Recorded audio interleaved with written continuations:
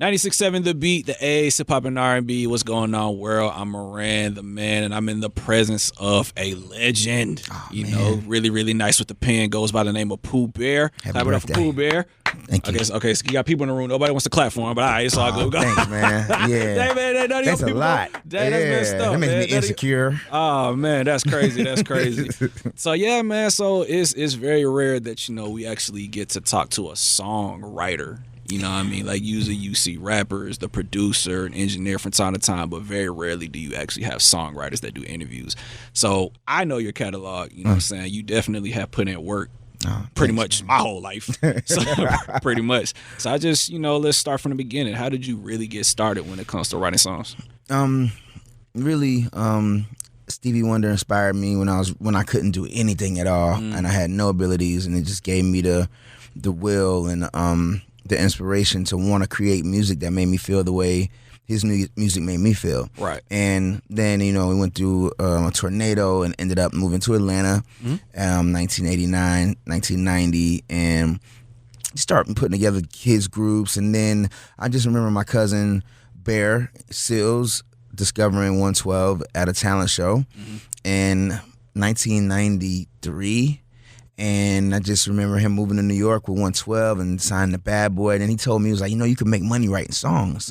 Because I was writing, of course I sucked, I was young. But he believed in me enough to give me the opportunity to say, you can make money writing songs. And I was like, really? He's like, yeah, I'm going to put you in front of 112. If they like you, then maybe they'll work with you and they'll, allow you to write with them. So he put me in a room with him. And the first thing we did was a song called We Could Do It Anywhere. And that, opened up another door for, at the same time we did a record called Love Is Such a Crazy Thing by Pink on her first album. And those were my first two placements, on major artists. And it's like between like 96, I was 16. I was 15 when we did Anywhere, 16 when it actually came out. And then that just opened up a door for, them. Then I built a relationship with Deron Jones and the guys. We got close, and then I went on tour with them, and I was carrying their bags. Wow. And humbling experience. Yeah, for sure. Carrying bags and making sure all their luggage and everything was, where it needed to be. But at the same time, I was writing, and we came up with that was when we actually did a record called Dance With Me, and then ended up in New York and did a song called Peaches and Cream. Oh, I've never heard that song in my life. I know. It's like, it was very, very small hit. Oh, yeah, it went under the radar. Yeah. So that was kind of like, that was the beginning of it, man. I really, thank my cousin. I'm really grateful for Bear allowing me to, work with 112 and just opening that door, because I honestly don't know where I would be if I didn't have that beginning. I would have. Most people don't get the opportunity in their teenage years to work with platinum recording artists. They usually get a chance maybe after they're out of high school, maybe college. But for me, having a jump start and a head start on it allowed me to be able to say now, I've been doing this for 21 years, which is not that normal. Right. As a songwriter. That's real. That's real. So were you in school while you were doing all this? Yeah, I was in high school. So you were like touring and going to school? Well, I was in high school, and then I went to the last day, and unfortunately they told me I needed to do 3 more classes from the 9th grade, and I didn't do them because I asked them why you didn't give them to me. It was a human error. It was like your counselor made a mistake. She was supposed to give them to you in the 9th grade. So I asked my mom, which everybody just goes to school for their parents. Absolutely. I was like, Mom, do you feel like I graduated? And she was like, I do. And then from there, I went on tour when I turned 18 with 112, and that's when those other records from Part 3 were created. Yeah, you ain't doing too bad. Tour, graduation, Yeah, I didn't. Right. I didn't graduate, but I went on tour, and I was able to, add on to my catalog. So, it was a cool experience, man. And I never told anybody when I was in high school that I had when I was 15, 16, that I had a song on the radio. I had Anywhere. It was a radio hit. Never really. I didn't want anybody to feel like I was trying to, be cocky, because that's just not a part of my DNA.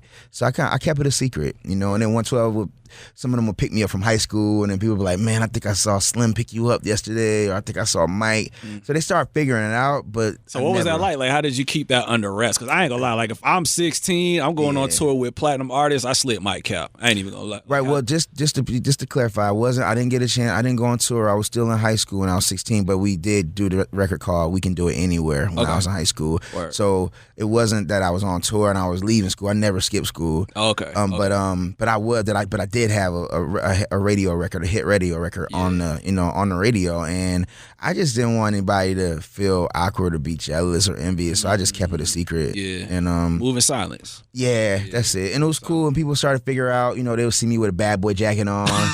Remember the Bad Boy with the Bad Boy little? In the 90s, in the 90s. It was like Bad Boy, Death Row, all that. So all that was a big deal. It was a big deal, yeah. So, and you couldn't just go to the store and buy a Bad Boy. No, yeah, exactly. So if you had one, it clearly meant something. Yeah, I was in. Going back to those times, because, long ago and far away, there's a moment in the music industry where the only people that got the respect were the artists. Like, correct. You never saw the producers getting love. You never saw the writers getting love. Correct. And now when we look today, you see Bryson Tiller, yo, I wrote this. You right. see Tory Lanez saying, hey, I wrote this. Correct. So how do you feel about the progression? Because you've contributed to that.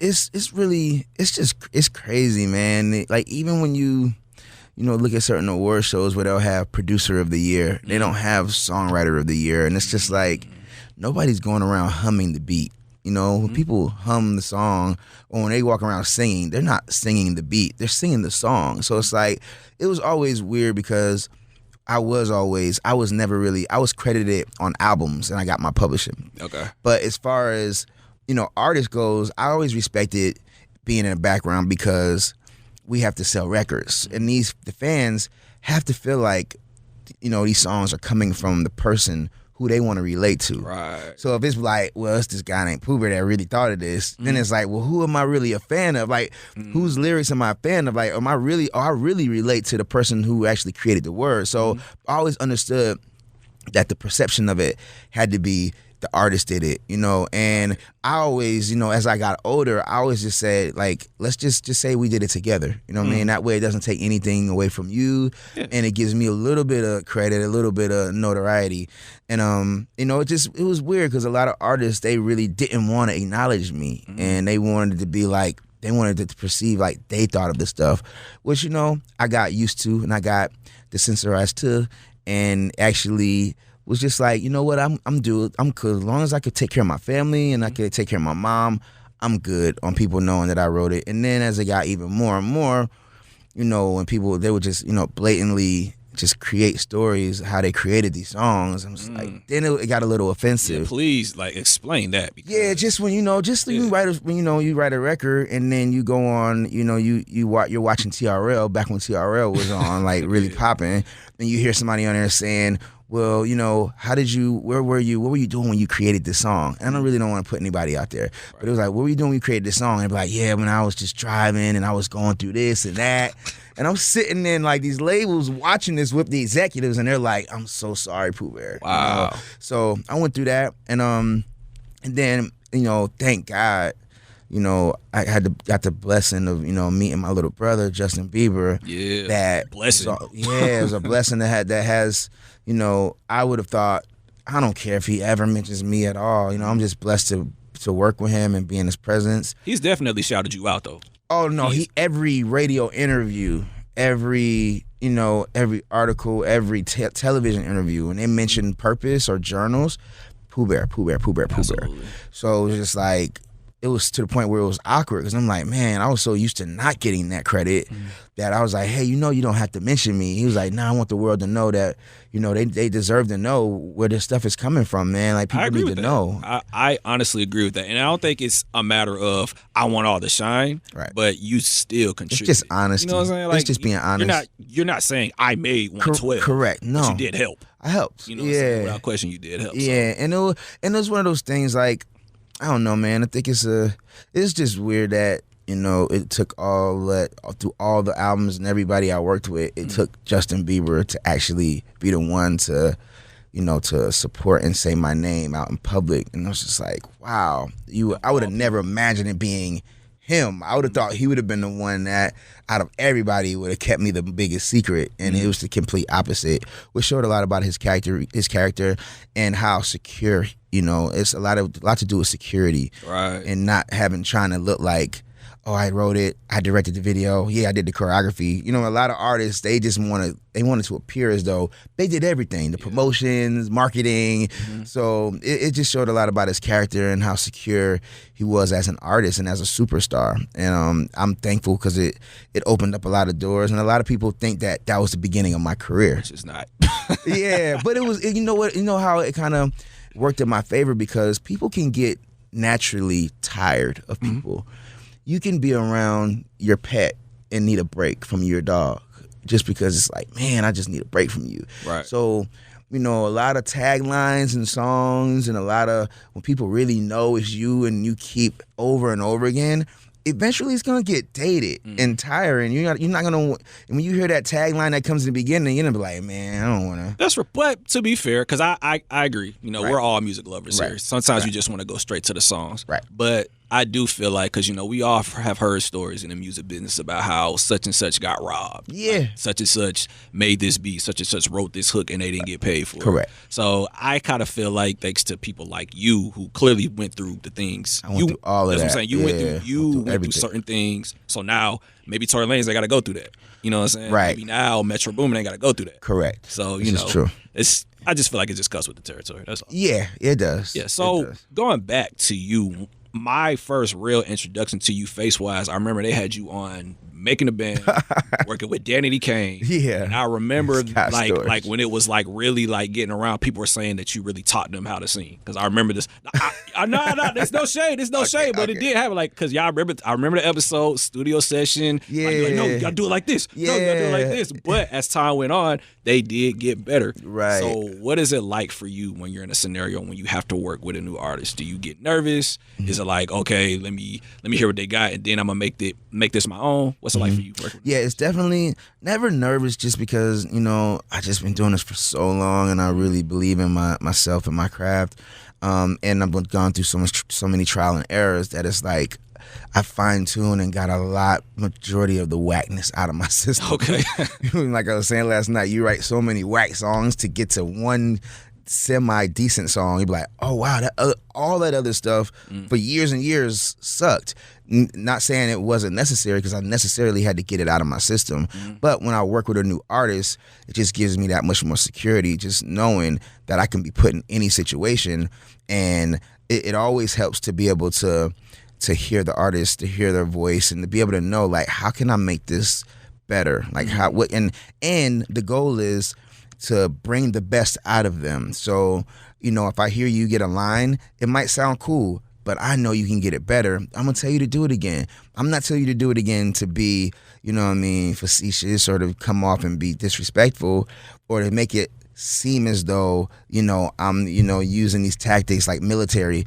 I really just know that you have a better take inside of you. So I'm going to say, you know what, do that one more time and raise your eyebrows, you know what I mean? Or do that one more time and smile for me when you sing it. And it just, it turns it from night to day.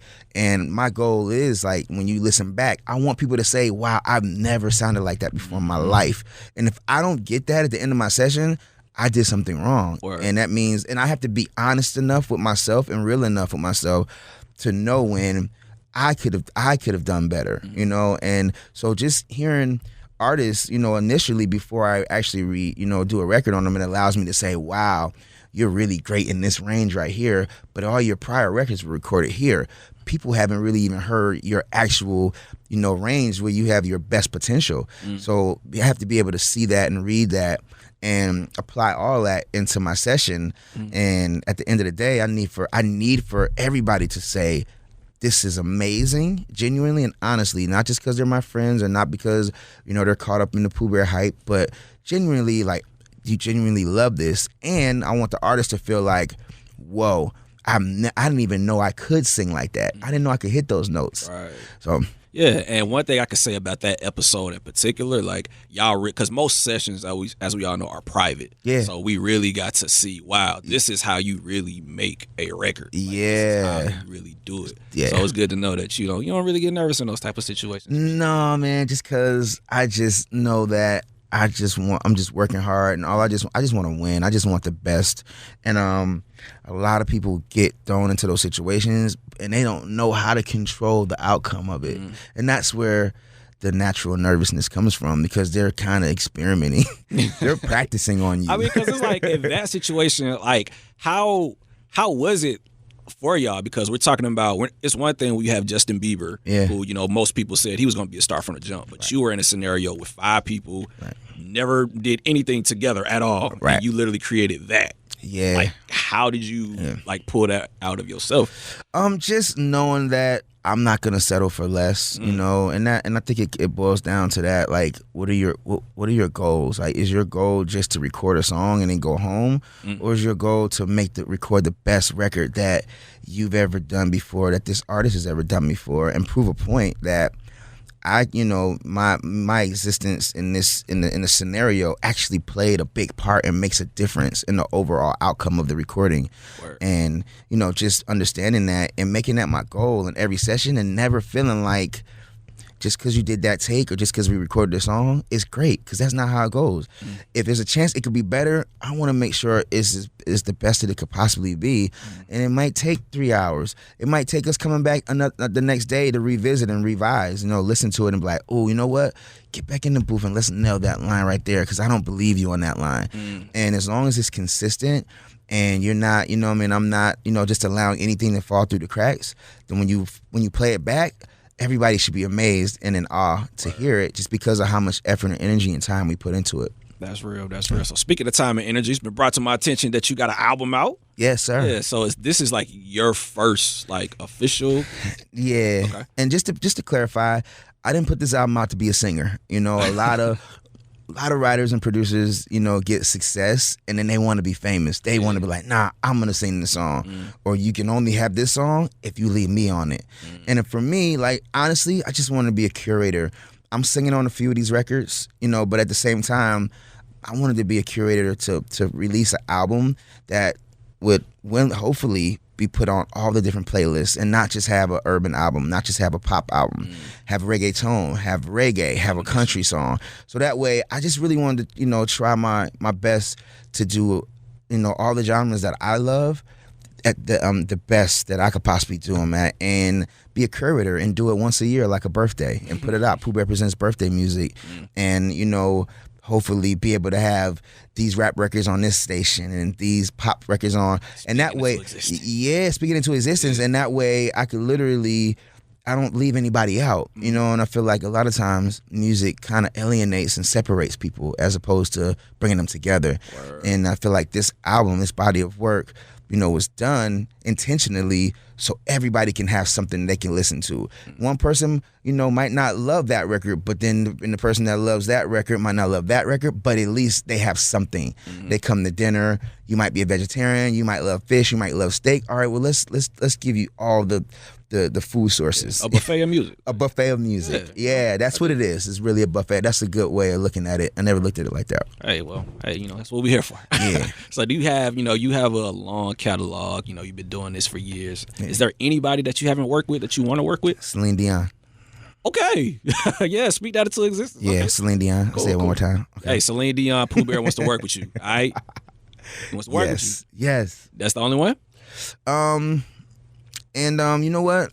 It would be cool to work with Drake, honestly, just because I think he's a great songwriter and I think he's an amazing artist. That's real. That's real. Yeah. All that I'm sure is possible. Yeah. So any advice that you can give to any up and coming songwriters? I want to write songs, I want to get hits. What is some advice that you can give? Some of the advice I could give to up and coming songwriters is to, set realistic goals. Don't try to reinvent the wheel. Just try to make bigger wheels. Or if you have size 13s, don't try to make them into triangles. make them wheels, but make them 26s or 27s, but they still roll. It's still gonna work. Right. So and then at the same time, be genuinely honest with yourself. It's the only way you're gonna grow and get better. You can't believe that everything you do is amazing. I know for a fact everything I do is not amazing or is a hit. So as long as you're honest with yourself, it'll allow you to grow, to be on the track, to become great, and greater than you are. And that honesty, and at the same time, don't look at this as like, don't try to do this just to become famous. You know what I mean? Don't be a writer because you think it's cool so that you could pull women or you could buy cars, or so many different, illusions and, goals that are misguided goals and that people think they can reach by being a songwriter or anything in music business. As long as you have your mindset like, I want to do this first of all because I genuinely love music and I'm in love with it, and I love to hear it when we play it back, how it makes me feel. Mm-hmm. And everything after that will fall into place. All those other things will fall into place. But you have to love music and be in love with it first, and to have the integrity. And then the other things will come if it's meant to be. That's real. That's real. So it's been brought to my attention by one of your partners. Something cool just happened. If anybody wants to step up to the mic and makes the announcement, I feel like it'd probably be best for y'all to do it. Come on, step up to the mic, my dog. Step up to the mic, my dog. So, as you know, we lost a member of the crew. Yeah. So that member just went to go pick up a proclamation. So today, the city of South Fulton, June 14th, will forever be Jason Poo Bear Boyd Day. No. Yeah. Really? I just found out. That's crazy. Hey. Oh man, I haven't even had my charity event yet, man. That's before my charity event. That's amazing. Yeah. Really? Yes. Is this a joke or like a punk thing? Oh, that's cool. Hey, South Side in the building. That's what's up. That's crazy. Well, I got a day. You got a day. I never thought I'd get an actual day. Hey, man. Maybe like an hour or two. But 24 of them? That's crazy. Hey, that's you. That's crazy. We got to celebrate tonight now. I got a day. Turn up. Go write a whole bunch of hits after this. Yeah, what? That's lit. Well, thank you, man. Thank you, South Fulton. Hey. Thank you.